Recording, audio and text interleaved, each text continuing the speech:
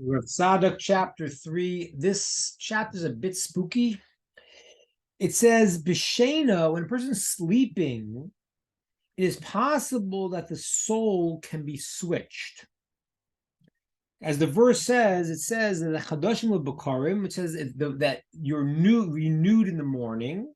And it says that Hashem does not go and switch the souls of people.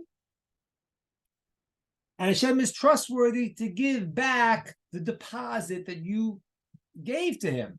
You go to bed at night, you're depositing your soul with Hashem, and he'll give you back what you deposited. But it says of Tzadok, from here we understand that that's if you give your deposit, if you deposit properly your soul when you go to sleep, then you get back what you deposited. But somebody who feels the world is an accident and it's random, it is possible that they will actually get something else from some other place, some other aspect of someone else's possible soul that they can wake up with. Kind of spooky. And this is what he says here. He says that we know the Talmud says sleep is 1/60th of death. And we know it says that after a person dies, that an evil person could take the potential negativity the righteous was going to have, and the righteous can take the potential good that the evil could have had. So, for example, we had the story of the 12 spies. So it says that Caleb and Yeshua lived from the other 10 spies, and the sages tell us they took their portion in the world to come that was set aside for them that they didn't get.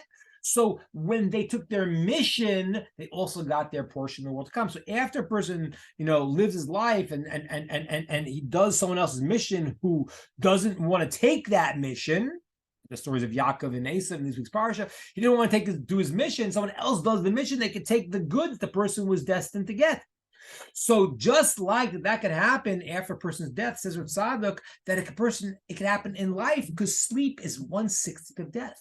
Now, how does sleep work? We talked about this many times, but when a person goes to sleep, there are higher aspects of the soul that disengage from the person. And that's why the person maintains the lower parts of his soul that keep him alive, the nefesh, the lowest part. But the higher part, which will be connected with conscious thinking and deeper thinking, that's gone. That leaves him. That's why it's 1/60th of death. But what happens is that those parts of the soul actually then can connect with spiritual things in the spiritual world. That's why there's some dreams that we've talked about or even have an aspect of prophecy to them, because it's possible that the soul could connect to positive spiritual forces and get a message back.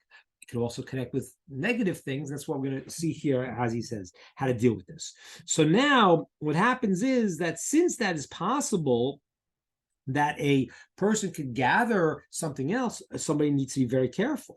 Why?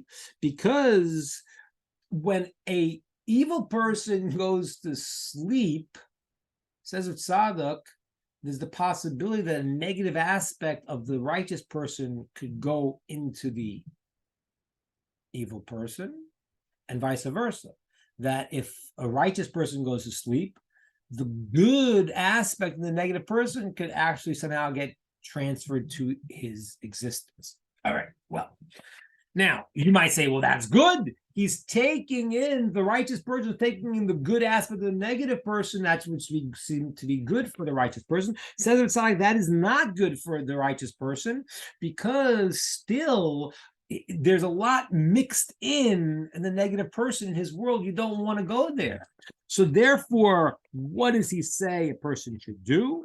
This is very, very crucial. He says the Eitzah L'Shnehem, the resolution and answer for both of these problems is to say Kriya Shema Alamita, to say the Shema when a person goes to sleep, and one pasuk of Rachamim, one pasuk of Rachamim, which we have a whole. Some people say the whole long Krishma, which is very nice. If someone doesn't say the whole long one, then the Talmud says even a righteous person, a tzaddik, Talmud Chacham, should say the Shema and the This is the first chapter. And then one pasuk of compassion. What's the pasuk of compassion that it says to say? Biyadcha of kibuchi, in your hands I give you my soul, my spirit. Padisa osi, you have saved me, Hashem kel emes. You have redeemed me, God of truth. So biyadcha of kibuchi, padita osi Adonai el emes. And if he does that, then everything will be fine. So what is Tzadok saying to us over here? What happens is that we have a soul, we have a mission, and Hashem is ne'eman, is faithful. When we go to sleep, we give aspects of our soul, he gives it back to us.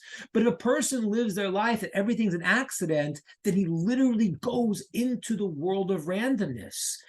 And that's his whole world. And he sees the world as being random. He can't get out of it. So much so that he might even go into the world of randomness where his certain aspects of his soul might gather other aspects from other places, and he wakes up, he doesn't even recognize himself in a certain way. So what's the solution to that? The solution to that is a person who understands, and he gives his pikodon, he gives his deposit to Hashem in the proper way. And that is the day of the Jew. The day is you wake up in the morning, when you wake up and you say Moda Ani, you thank Hashem for giving back your soul. I once mentioned to you, there was a person in Italy who converted because he found the Jewish prayer book. And in the prayer book, he saw the first line, it says, when a Jew wakes up, he says, Moda, and he thanked Hashem, give back my soul. I said, what kind of people are these? The first thing they do is talk to God when they wake up? Yes. That's the first thing you do. Thank God for giving your soul. And then at night, when you give back the soul, you just have to trust and say, I depend on Hashem's faithfulness, and I don't see the world as random. And then everything will go perfectly. I was asked some questions this past week about people who are, seeing some, feeling some weird, hocus pocus, scary things. The Talmud says the approach is, yes, there are certain things in the world that are maybe a little bit scary, shadim, forces, but the Talmud says you ignore them, they ignore you. Your approach is to trust in Hashem and to be that person, and then everything will come out exactly where it has to be.